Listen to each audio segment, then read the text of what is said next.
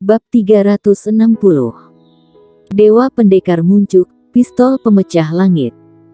Mendengar nada acuh dan acuh tak acuh wanita itu, Kelvin Mo dan Sol mengerutkan kening. Karena yang lain adalah manusia, mereka secara tidak sadar menganggap satu sama lain sebagai musuh.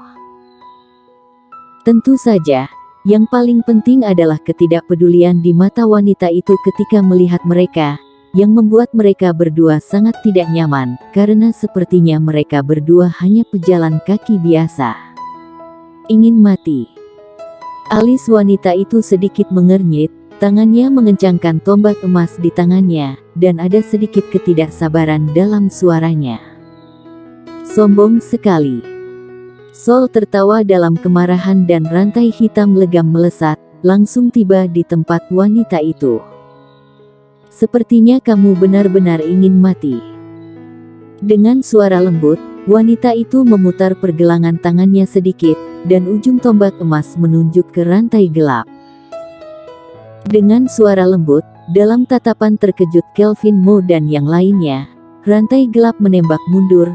Tentu saja, yang paling penting adalah ada retakan kecil seperti laba-laba di bagian atas rantai gelap. Itu adalah perangkat dao sesat. Apakah dihancurkan seperti ini? Ekspresi Sol juga berubah. Dia tidak menyangka pihak lain begitu menakutkan. Dia tidak berani gegabah dan hendak mundur. Namun, pada saat ini, wanita itu muncul di depannya dengan aneh. Sol terkejut. Ketika dia hendak menembak, ujung tombak emas sudah mencapai tenggorokannya. Sol ngeri. Sosoknya melintas, tapi masih agak terlambat. Tombak emas melewati lengan kanannya. Ujung pistolnya dipetik dengan ringan dan satu lengannya terbang dengan udara hitam. Wajah Sol memucat seketika, dan matanya terperanjat, tentu saja niat membunuh lebih mencengangkan. Melihat adegan ini, banyak orang di lapangan sekali lagi tercengang. Wanita itu tidak menghentikan tangannya, pergelangan tangannya bergerak sedikit, dan tombak itu membawa cahaya keemasan ke tenggorokan Sol. Kecepatannya secepat kilat sehingga mustahil untuk melihat lintasan pistol sama sekali. Pada saat ini Sol telah sepenuhnya menyingkirkan hatinya yang menghina, dan lengannya yang patah memberitahu dia betapa menakutkannya kekuatan wanita di depannya. Dengan teriakan, mata Sol menjadi gelap dalam sekejap. Jiwa mengintip ke depan dengan tangan kirinya, kemudian mengguncangnya dengan tiba-tiba. Dalam genggaman, sabit hitam muncul di tangannya. Dengan sabit hitam, aura Sol tiba-tiba menjadi menakutkan. Memegang sabit hitam, Sol menyapu tangan kirinya dengan keras dan menyapu titik tombak emas. Brok. Keduanya sedikit bersentuhan dan Sol mengubah wajahnya lagi, karena sabit di tangannya juga muncul retakan yang tak terhitung banyaknya pada saat ini. Dan kekuatan kuat di tombak emas secara langsung membuatnya melayang dan terkejut.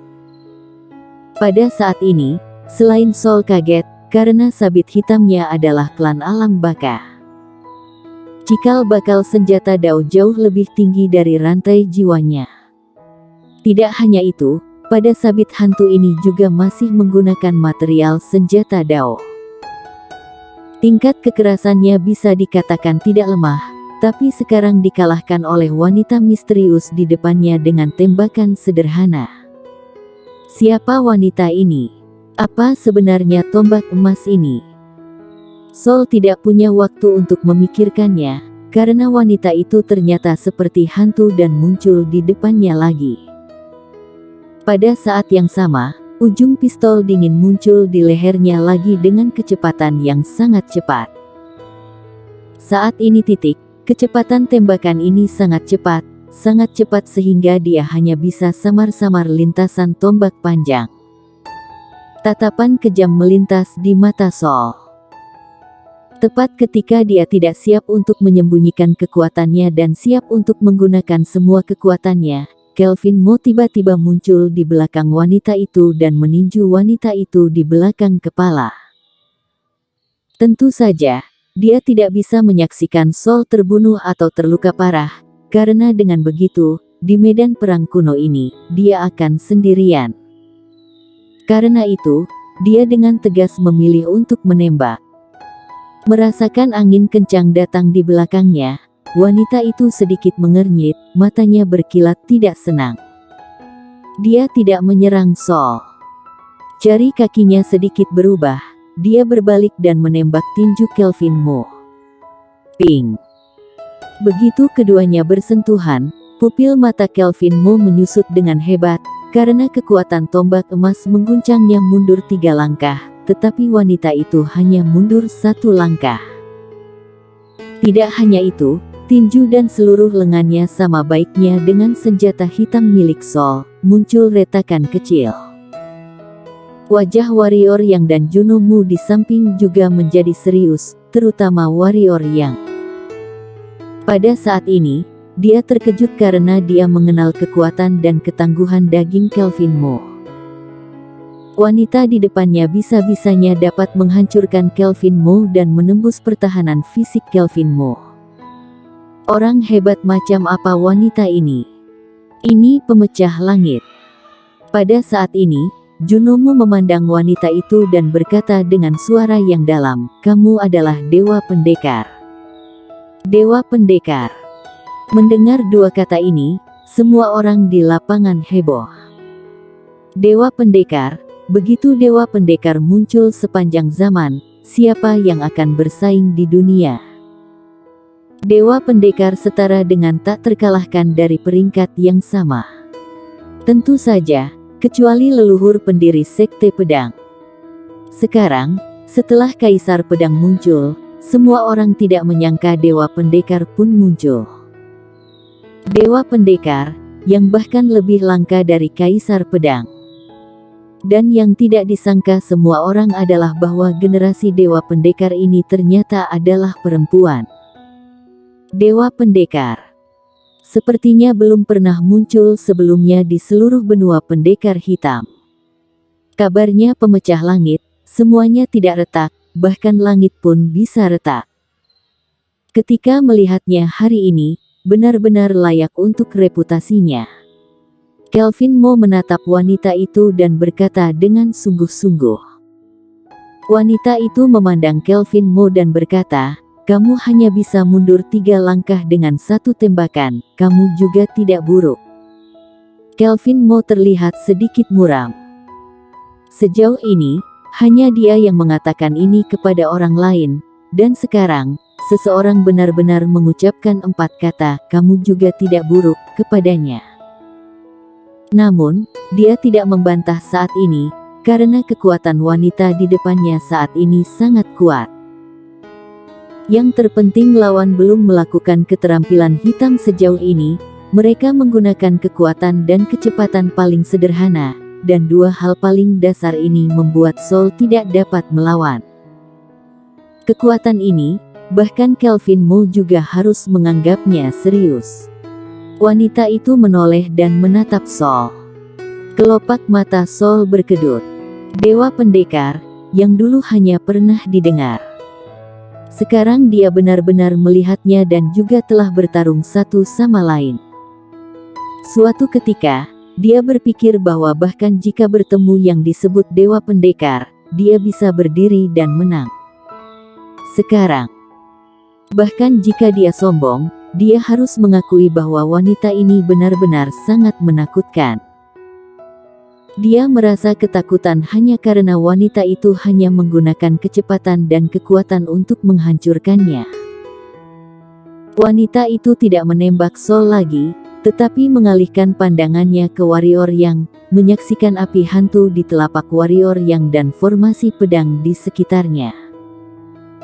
Alisnya mengernyit, dengan sedikit keterkejutan di matanya, dia berkata, "Api hantu, jiwa pedang pembunuh, jiwa pedang murni dan tajam. Di dalam dirimu, aku merasakan sedikit ancaman di tubuhku. Apakah kamu Kaisar Pedang?" "Bukan." Warrior Yang berkata, "Kaisar Pedang baru saja pergi. Jika kamu datang ke sini lebih awal, kamu dapat melihat musuh lamamu." Sayangnya, kamu terlambat. Wanita itu terkejut dan berkata, kamu bukan kaisar pedang. Menarik. Setelah itu, wanita itu mengalihkan pandangannya ke tubuh Juno Mu dan berkata, segel Raja Manusia, teknik naga, tidak disangka kaisar juga akan muncul. Jika tidak berjuang untuk supremasi dunia, bagaimana bisa berpartisipasi dalam daftar peringkat Qianlong? Oh, ngomong-ngomong, seharusnya kamu ingin memenangkan tempat pertama, lalu taklukkan pendekar hitam di peringkat Qianlong untuk kamu manfaatkan. Ya. Juno Mu tersenyum ringan dan berkata, aku tidak menyangka bahwa Dewa Pendekar ternyata adalah orang yang tidak dikenal dan seorang wanita, benar-benar mengejutkan. Dengan kata lain, kamu juga belajar dari Dewa Pendekar sebelumnya untuk memenangkan daftar peringkat Qianlong, kemudian mengalahkan jenius benua, dan terkenal selamanya. Jika itu masalahnya, itu akan sedikit sulit. Ketenaran selamanya. Sulit. Wanita itu menggelengkan kepalanya dan berkata, selama itu adalah hal yang aku, Irenean ingin lakukan, tidak ada yang tidak bisa aku lakukan. Ketika kata-kata itu jatuh, Irenean berjalan menuju pintu langit, tiba-tiba berhenti dan berkata, 3 hari kemudian, daftar peringkat Qianlong dibuka, sampai jumpa di Menara Naga. Di akhir pidato, Irenean melirik ke sudut di atas tembok kota, lalu mengalihkan pandangannya, dan berjalan ke pintu langit. Di atas tembok kota, di sudut, Bravo terkejut, lalu menggelengkan kepalanya dan tersenyum, Dewa Pendekar memang hebat, persepsi yang begitu tajam, sangat menarik.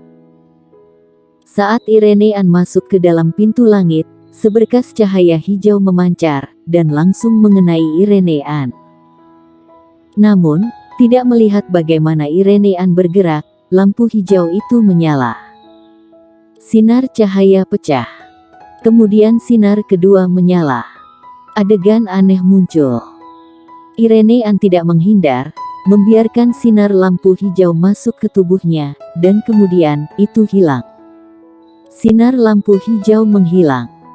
Semua orang terkejut.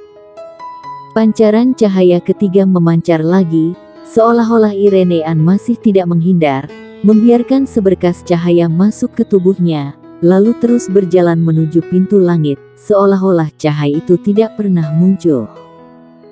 Kali ini, ekspresi Kelvin Mo, Sol, dan Juno Mu juga menjadi serius. Mereka tahu kekuatan pintu langit.